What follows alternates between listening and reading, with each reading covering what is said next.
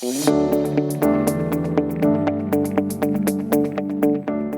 do trees know when it's spring?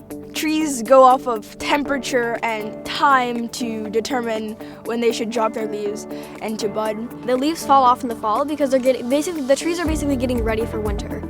Plants have a pigment called phytochrome that allows them to count the number of dark hours. So as the nights get longer and longer, we get less and less daylight as it's getting closer to winter. The plants know that it's time to close up shop, time to drop their leaves and hunker down for the winter. So it's really important for the leaves to kind of fall off at the right time during fall because the snow is going to start accumulating and the branches are going to break if the snow becomes too heavy. So for the safety of the tree and to keep the tree healthy, it's really important for the leaves to fall off at the right time. In the spring, they can actually tell the temperature. The plants know that a certain number of cold days have to happen in the winter before spring is truly here. Because a few warm days in December or January, that'd be bad news, right? If the plants wake up too early. So they have to accumulate a certain number of cold days before they are ready to put out their leaves. When a tree puts out its leaves too early, like if they get tricked during a warm spell in February, the bad news is when it gets snowy and frosty again. Most of these fresh young little leaves cannot handle the frost.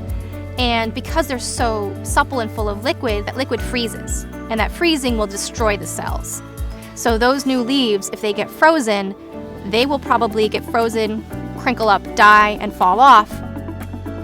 Plants are the primary food source, and so a lot of caterpillars, depend on the plants and trees.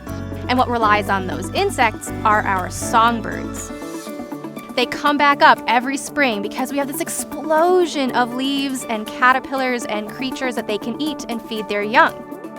The whole circle of life up here really depends on the timing being just so in the spring so everyone gets the right amount of food.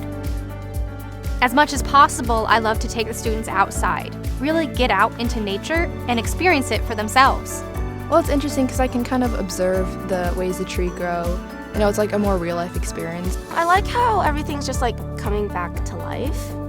When it comes to this topic of seeing when plants emerge in spring, this is actually a great project that anyone can do at home of any age. All you have to do is go outside and check out the plants and trees that are in your own backyard. If you keep a log every spring of when the buds start to come out, when the leaves start to unfurl, you can have a database that you can compare year to year that might someday be really important for scientists.